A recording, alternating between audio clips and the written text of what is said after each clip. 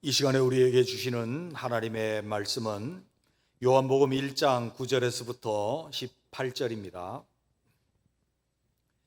요한복음 1장 9절에서부터 18절입니다. 제가 봉독합니다.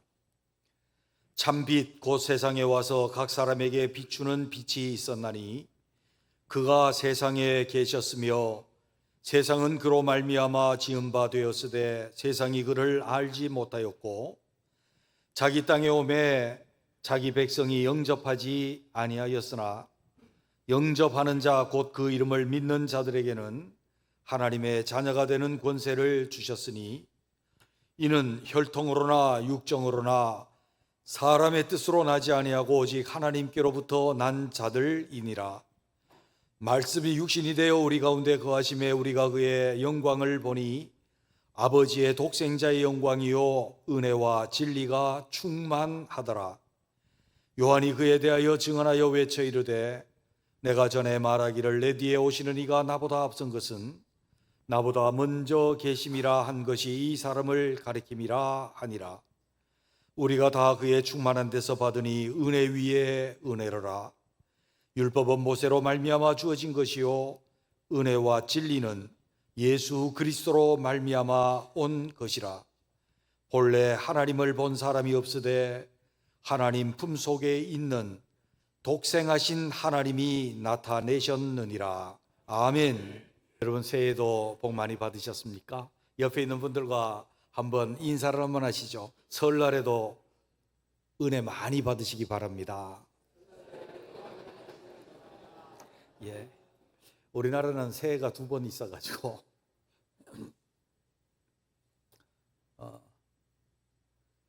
1863년 11월에 미국의 믿음의 대통령이었던 아브라함 링컨이 남북 전쟁으로 말미암아 수많은 사람들이 죽었고 그들을 기리기 위해서 게티스버그에 국립 묘지를 설립을 했습니다. 그리고 그 국립 묘지에서 우리가 너무나도 잘 아는 유명한 연설을 합니다.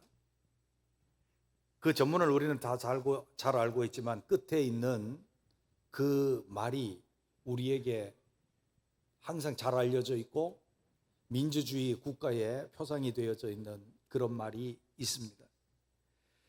제가 번역을 잘한지 모르겠습니다만은 이 나라는 하나님의 권위하에 자유롭게 재탄생할 것입니다. 국민을 위한 국민의 정부는 지상에서 영원히 사라지지 않을 것입니다. 그렇게 마쳤습니다. 아마 오늘날 민주주의 국가의 표상이 되어지는 것 같습니다. 저는 사실 정치적인 사람이 아닙니다. 여러분들 잘 아시다시피 저는 주님의 나라를 추구하고 그리스도 나라 운동을 하는 그런 목사입니다. 그렇지만 우리가 민주주의라고 하는 면에서 바라본다면 오늘날 우리나라의 누구든 여든 야든 간에 진짜로 국민을 위해서 국민에 의한 국민의 통치를 추구하고 있는가 생각하면 본질에서 많이 벗어나고 정치인은 정치인의 본분에서 벗어났다, 그렇게 평가될 수 있을 것입니다. 진짜로 국민을 위한 정치일까요? 국민에 의한 정치일까요? 국민의 정치일까요? 저도 한때 법을 좀 공부했었는데요. 판사의 판단 기준이 뭡니까? 법률과 만국의 공정한 양심에 의해서 판결을 합니다. 제가 배울 때는 그랬습니다. 사람 속에 있는 양심은, 특별히 법률적 양심은 거의 일치하기 때문에 어느 판사가 판결해도 거의 같은 결론에 도달하는 것이 법이다라고 배웠습니다. 진짜로 그렇습니까? 문제는 무엇인가 하면 그 속에 이 시대적인 사조, 다원주의라고 하는 것이 자리를 잡고 있습니다. 절대적인 진리 부정합니다. 절대적인 권위 부정합니다. 그렇기 때문에 항상 자기 생각에 옳은 대로 판사도 판결을 하고 정치하는 사람도 자기 소견대로 다스리기 때문에 하나님을 배제한 세상은 진짜 요지경 같습니다. 자기 본분을 다하지 못하는 것은 본질을 잃어버렸기 때문이다 라고 합니다. 그 사람들은, 세상 사람들은 그렇다 할지라도 여러분들이 관심이 많아갖고 제가 아주 짧은 일천한 이야기를 했어요. 그런데 제가 그 이야기를 하고자 하는 게 아니에요. 우리 그리스도인들은 믿음의 본질을 파악하고 있는지, 그리스도인으로서의 본분을 제대로 하고 있는지, 그것을 오늘 본문을 통해서 한번 우리 자신을 돌아보기를 원하는 거예요. 그것은 우리가 예수를 믿는다라고 했을 때 예수님은 누구신가요? 답은 나와 있습니다. 말씀이신 그리스도께서, 하나님께서 이 땅에 육신을 입고 이 땅에 오신 분이 예수님인 거죠. 그 예수님을 우리가 믿는다라고 하는 그 본질을 우리가 알고 있고, 주님이 이 땅에 육신을 입고 오시고 빛으로 이 세상에 오신 그 주님이 오신 목적이 무엇인지, 그것은 우리의 본분과 관련이 있습니다. 그 본분이 무엇인가 하면 이 땅에 오신 주님의 그 목적대로 우리가 신앙생활을 하는 것이고 믿음을 갖는 것입니다. 여기에서 벗어나니까 우리나라가 자본주의와 결합되어서, 경제 발전과 결합되어서 기복주의라고 하는 기형을 탄생시키기도 했습니다. 그러다가 보니까 윤리적으로 문제가 많이 생기니까 교회가 다시 윤리주의로 돌아가는 그런 모습을 보여주는 알맹이 없는 껍데기들의 색깔을 칠하기에 바쁜 그런 모습이 되어져 버리지는 않은가, 그런 생각을 합니다. 우리는 오늘 본문 말씀, 사도 요한이 영적인 모든 경험을 통해서 우리에게 간절히 전하기를 원하는, 우리의 믿음을 위해서 간절히 전하기를 원하는 말씀, 그것도 1장에 나타난 아주 본질적인 그 말씀을 살펴보면서 우리 자신들이 그리스도께서 이 땅에 말씀이신 하나님께서 육신을 입고 오신 그 목적, 그것을 살펴보면서 우리의 신앙이 거기에 한목적적인 본질에 강하고 본분을 다하는 신앙, 그리스도인 되시기를 주님의 이름으로 축원합니다. 그러면 그리스도께서 육신을 입고 성육신하신 목적이 무엇일까요? 그 첫째는 우리로 믿어서 하나님의 아들이 되게 하려 하신 것인 줄로 믿습니다.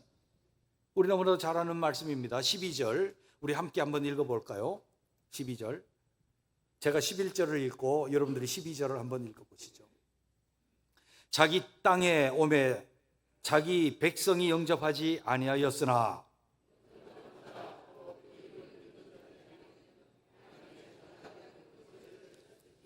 아멘. 주님께서 이 땅에 말씀이신 주님이 육신을 입고 예수님으로 탄생하셨습니다. 오셨습니다. 생명의 빛을 품고 이 땅에 오셨습니다. 이 땅에 오신 목적이 뭔가? 오늘 11절에는 뭐라고 말씀하는가 하면 자기 땅, 자기 백성에게 오셨다. 자기 땅에, 자기 백성에게 오셨다. 그러나 자기 땅, 자기 백성이 영접하지 아니하였다.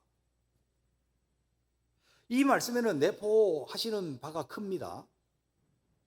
무엇을 내포하고 있습니까? 나라입니다. 나라는 뭐가 있어야 돼요? 영토가 있어야 되고, 나라는 국민, 백성이 있어야 되고, 나라는 주권이 있어야 됩니다. 여기에 지금 두 가지가 있죠? 땅이 있고 백성이 있습니다. 그런데 오늘날처럼 민주주의 국가가 아니고 주님의 나라는 바실레이아 투데우, 해 바실레이아 투데우, 곧 하나님의 왕국입니다. 영어로 하면 The Kingdom of God, 때로는 그리스도. 여러분 생각해 보십시오. 주권은 누구 거? 그리스도 거. 그리스도께서 자기 땅, 자기 백성에게 오셨으나 영접하지 않았습니다. 왕으로 오신 것입니다. 그런데 영접하는 자, 곧 그 이름을 믿는 자에게는 영접하는 자가 믿는 거라는 거예요. 여러분 예수 믿는 게 뭡니까? 저는 어릴 때부터 예수 믿었지만은 내가 예수 믿는다는 게 뭔가, 그것 때문에 굉장히 많이 고민도 해봤고요.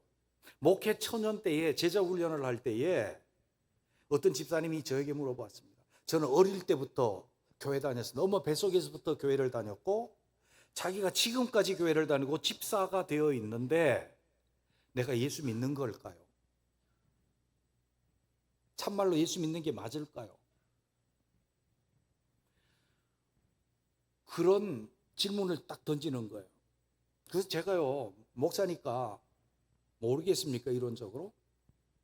그래서 요한 1서에 있는 말씀을 가지고 말씀을 했어요. 아들이 있는 자에게는 하나님의 생명이 있고 하나님의 아들이 없는 자에게는 생명이 없다. 집사님 마음속에 하나님이 계십니까? 하나님의 아들 예수 그리스도가 계십니까? 그때 마음속에서 살아계신대. 그럼 예수 믿는 겁니다. 그렇게 대답을 하고 잘 질문이 끝났는데 제 마음속에 계속해서 남는 거예요. 너는 진짜로 예수 믿냐?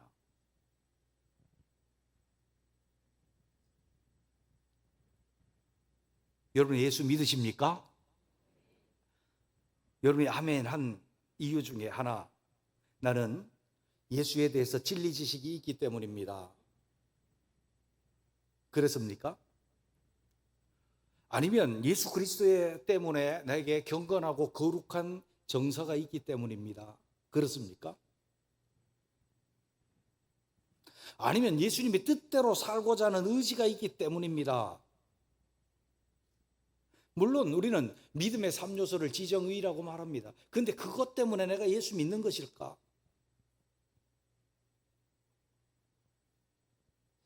여러분 이 고민을 여러분이 깊이 좀 하시려고 한다면 좋은 책이 하나 나와 있습니다. 조나단 에드워드의 신앙과 정서라고 하는 책이 있습니다. 우리가 경건에 관한 지식을 가지고 있다 할지라도 내가 예수 믿는다 할 수 없습니다. 내 감정과 정서가 거룩한 정서가 있고 예수 그리스도에 대한 내 좋은 감정이 있다고 해서 내가 예수 믿는다라고 단정 지을 수 없습니다. 물론 예수 믿는 사람에게는 그게 있어요. 내가 경건하고 거룩하고 말씀대로 살고자 하는 의지가 내게 있다고 해서 내가 예수 믿는가 확인되지 않아요. 뭐가 확인하는 것인가 하면 영접하는 자, 곧 그 이름을 믿는 자라고 말을 합니다. 영접이 어떤 의미일까요? 우리는 굉장히 추상적으로 주여 내 마음속에 들어와 주시옵소서, 나로 더불어 먹고 마셔 주시옵소서 그렇게 많이 생각합니다. 근데 그것은 이미 예수 믿는 사람들에게 한 말씀이고요. 잘 보십시오. 여러분이 결혼을 합니다. 결혼할 때 빠짐없이 묻는 주례가 서약을 받는 것이 있습니다. 신랑 누구누구는 신부 누구누구를 아내로 받고 아내로 받고 받아들이고 기쁠 때나 슬플 때나 건강할 때나 병들 때나 부유할 때나 가난할 때나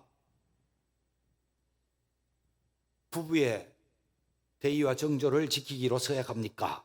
그렇게 물어본단 말이에요. 그럴 때 다 아니요 안 그럴래요. 그런 사람 하나도 없다고. 제가 주례를 많이 했는데 주례할 때마다 물어보면 씩씩한 남자들은 네 크게 하고 신부들은 예쁘게 네 그러더라고요. 첫째 조건이 뭔가 받아들이는 거예요. 받아들이고 성혼 선언이 선포되어진 그 순간서부터 내 아내인 거예요. 내 아내가 아니던 여자가 내 아내인 거예요. 내 남편이 아니던 남자가 내 남편이 된 거예요. 그래서 둘은 무슨 관계가 된 거예요? 부부 관계가 된 거예요. 왜? 받아들였기 때문에. 내 남편으로 받아들였고 내 아내로 받아들였기 때문에 그렇습니다. 믿음은 예수님을, 말씀이신 예수님, 육신으로 이 땅에 오신 예수님을 나의 메시아, 나의 그리스도, 나의 구주로 받아들이는 것이 믿음인 줄로 믿습니다. 그때서부터 무슨 관계가 이루어져요? 자기 땅 자기 백성, 나는 주의 백성이고 주님은 내 하나님, 나의 왕이십니다. 이게 이루어지는 게 믿음이에요. 영접하는 자, 곧 그 이름을 믿는 자들이라고 표현을 한 거예요. 그러면 관계가 이루어졌어요. 어떤 관계입니까? 처음으로 이루어지는 관계는 내가 주님의 통치를 받겠습니다. 왕과 백성의 관계가 이루어져요. 왕과 백성의 관계가 이루어지니까 주님께서 그 다음에는 뭘 주시는가 하면 아들이 되는 권세를 주셨다. 아버지와 아들의 관계를 주셨다고 말이에요. 그래서 아들을 하나님의 아들이 된 줄로 믿습니다. 우리가 예수님을 내 주님, 나의 메시아, 곧 메시아 왕국의 왕이신 주님으로 내가 모셔드리고 받아들일 때에 내가 하나님의 아들의 권세를 갖게 된 줄로 믿습니다. 하나님의 아들의 권세, 어떤 권세일까요? 요즘에 세상을 떠들썩하게 하는, 세상이 막 요동쳐요.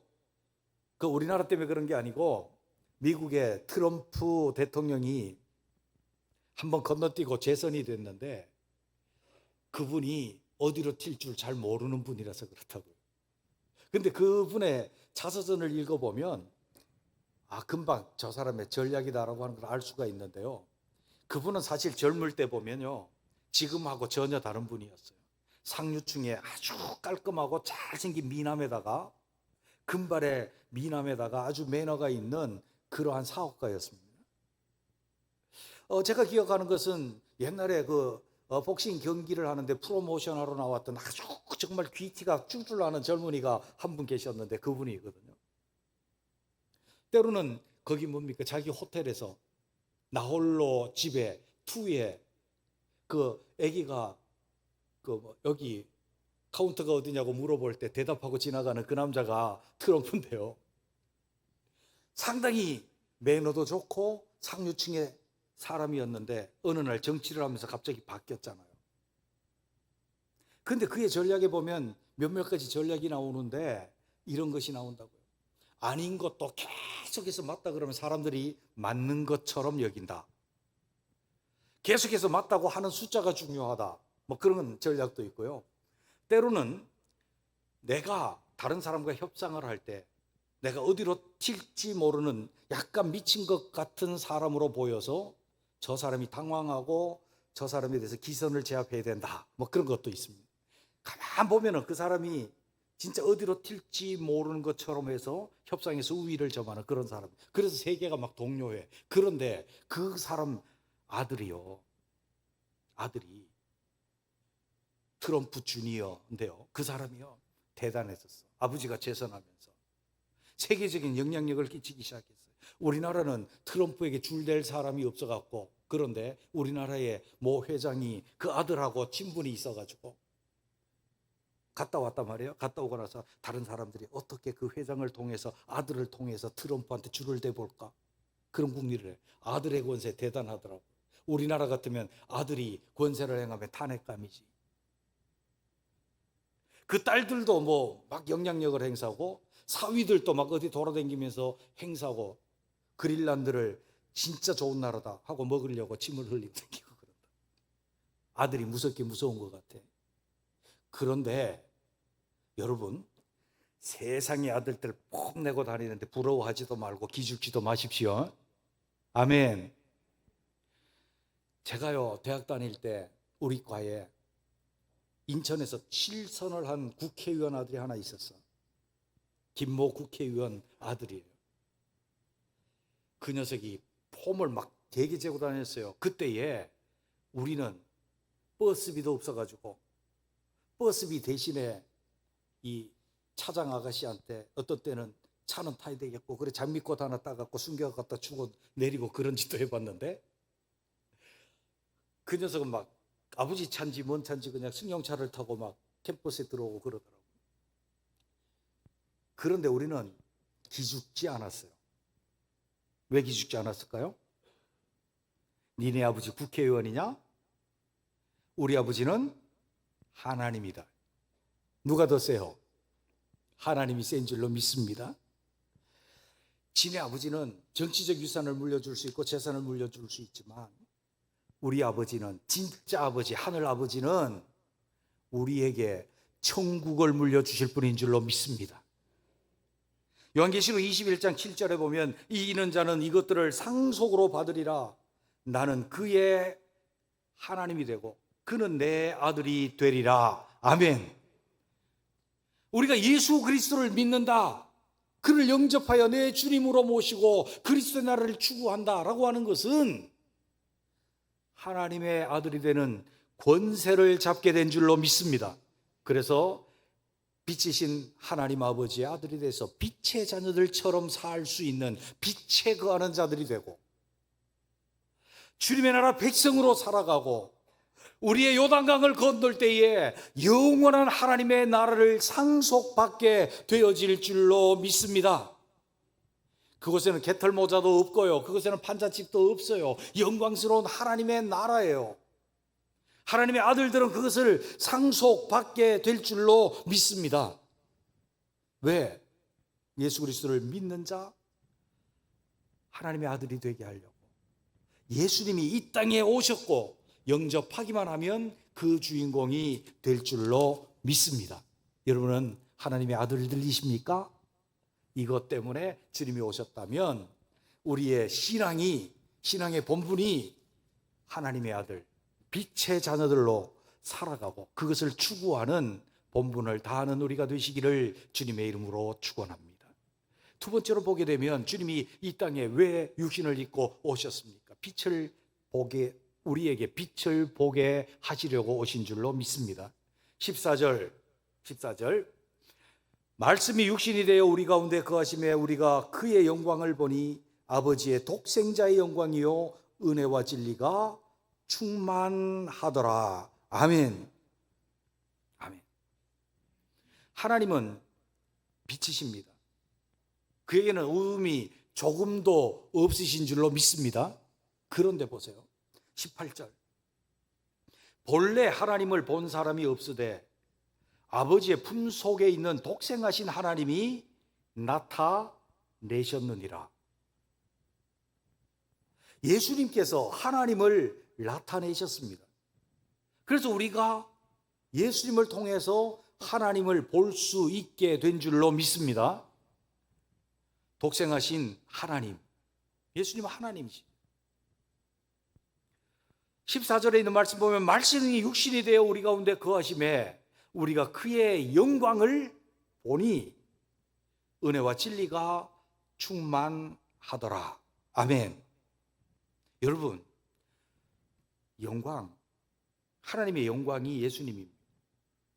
9절에 있는 말씀 보면, 참빛 곧 세상에 와서 각 사람에게 비추는 빛이 있었으니, 예수님 빛으로, 그래서 우리로 볼 수 있도록 오신 분이 예수님이요. 이사야 60장 1절에 있는 말씀 보면, 일어나라 빛을 발하라, 이는 내 빛이 이르렀고 여호와의 영광이 내 위에 임하였음이니라. 아멘. 우리가 빛을 발할 수 있는 것은 빛이신 주님이 우리에게 임하였기 때문이라고 그렇게 말씀합니다. 보라, 어둠이 땅을 덮을 것이며 캄캄함이 만민을 가리려니와 오직 여호와께서 내 위에 임하실 것이며 그의 영광이 내 위에 나타나시리니, 주님이 이렇게 성육신 하실 것을 우리에게 말씀합니다. 그래서 빛으로 오신 예수님, 세상 깨닫지 못하였고 자기 땅 자기 백성에게 와도 영접하지 않았으나 영접하는 그들에게는 하나님의 영광을 볼 수 있는 은혜를 허락해 주신 줄로 믿습니다. 여러분, 빛을 보게 되었다는 것은 이런 것 아닐까요? 어떤 사람이 칠흑과 같은 어두운 빛 한 점 없는 밤에 산길을 헤매이다가 그것은 짐승의 위험도 있고 지형의 위험도 있고 낭떠러지도 있고 어디서 어떻게 다칠지도 모르고 생명의 위험이 닥칩니다. 밤에 추위도 있고 그런 위험이 있는데 벗어나기 위해서, 위험한 지역을 벗어나기 위해서 이리저리 헤매이고 있는데 어디 저기 한 줄기 빛이 있는 거예요. 그것이 외딴 집이든지 동네든지 무엇이든지 한 줄기 빛이 있어. 그것을 보고 그곳에 가면 생명을 얻고 그 영광을 보니 내가 살 길을 찾고 내가 어떻게 해야 되는지 앞으로 내가 살아갈 길, 살아날 수 있는 그 길도 보이는 거죠. 이것이 뭐예요? 빛이 온 거예요. 어둠의 빛이 온 거예요. 때로는 어두움 동굴 깜깜한 곳에 있다가 동굴 밖으로 나오니까 환한 햇빛 속에 세계가 보이는 거예요. 이것이 빛인 거예요. 우리는 어둠의 세상 가운데 있었습니다. 어두운 마음으로 인하여 쾌락을 추구하고 유혹과 방탕 속에 있고 불안과 근심, 초조와 갈등, 우울하고 답답하고 한숨나며 신경질나고 짜증나고 기쁨이 없고 무언가 죄 짓고 또 죄 짓고 싶은 충동에 있고 과거의 일에 사로잡혀서 벗어나지 못하고 자살 충동을 일으키고, 이것은 표면적으로 나타난 어두움의 문제들입니다. 그 내면에는 뭐가 있습니까? 빛이 없음입니다. 주님의 빛이 없음입니다. 그러나 예수 그리스도께서 이 땅에 육신을 입고 오신 그것은 주님의 빛을 보고 하나님의 영광을 볼 수 있도록 독생하신 하나님이 우리에게 나타내신 빛을 보게 하신 은혜인 줄로 믿습니다. 그러므로 우리가 예수 그리스도를 영접하였다면 믿음의 주여 온전케 하시는 예수 그리스도를 바라보므로 그 빛을 보고 환한 빛 가운데 어둠을 뚫고 주님의 영광 가운데 거하고 영의 주님의 영광스러움의 광활한 세계를 누릴 수 있는 우리가 되시기를 주의 이름으로 축원합니다. 세 번째로 보면 우리에게 은혜와 진리를 주시기 위함입니다. 16절 17절에 보면 우리가 다 그의 충만한 데서 받으니 은혜 위에 은혜로라. 율법은 모세로 말미암아 주어진 것이요 은혜와 진리는 예수 그리스도로 말미암아 온 것이니라. 아멘. 자 보십시오. 우리가 주님이 이 땅에 오신 목적은 예수를 영접하고 믿어서 하나님의 아들이 돼요. 하나님의 아들이 되면 주님을 바라볼 수 있어요. 근데 그 안에 뭐가 있었어요? 은혜와 진리가 충만해요. 그래서 주님을 바라보니까 은혜와 진리가 충만한데, 충만하다는 말은 어떤 말인가 하면 우리말로는 꽉 차면 충만하다 그러잖아요. 근데 헬라어 원문은요, 충만하다는 것이 꽉 차는 걸 말하지 않아요. 꽉 차서 흘러 넘치는 것, 플로레스라고 하는 단어. 차서 막 샘물에 흘러 넘치듯이 넘치는 것을 충만하다. 그래서 우리가 주님을 봐요. 주님의 영광을 봐요. 바라보니까 믿음의 주여 온전케 하시는 예수를 바라보니까 그 안에 은혜와 진리가 충만해. 충만은 뭐예요? 꽉 차고 그냥 있는 게 아니라 흘러 넘치는 거예요. 바라보니까 흘러 넘치는 데서 우리가 받아요. 받으니까 뭐 위에 뭐다? 은혜 위에 은혜로라. 생략됐지만 진리 위에 진리로라. 할렐루야. 은혜와 진리를 우리에게 주시기 위해서 주님이 이 땅에 오셨대요. 은혜 위에 은혜, 무슨 말일까요? 우리나라 문법에는 잘 안 쓰는 말인데요, 헬라어나 히브리어는 자주 써요. 뭐 위에 뭐. 이것은 연속되어지고 계속되어지는 은혜를 말해요. 제 어릴 때 제 고향에는요, 그때 당시는 생사 공장이라고 했는데 실크 실을 만드는 공장이 있었어요. 그래서 제가 학교 다닐 때 견학을 갔어요. 거기요. 갔는데 그 모습이 아직도 생각이 나요. 기계가 쭉 있는데 새로 만든 그 기다란 그 판 위에 구멍이 쭉 있어요. 구멍이 쭉 있어요. 근데 거기 뭐가 들어있는가 하면 누에꼬치가, 하얀 누에꼬치가 하나씩 쭉 들어있어요. 근데 거기에서 누에꼬치가 뭔가 하면 번데기 되는 거예요. 나방이 번데기 돼서 이제 겉에 실로 이렇게 감아놓은 거거든요.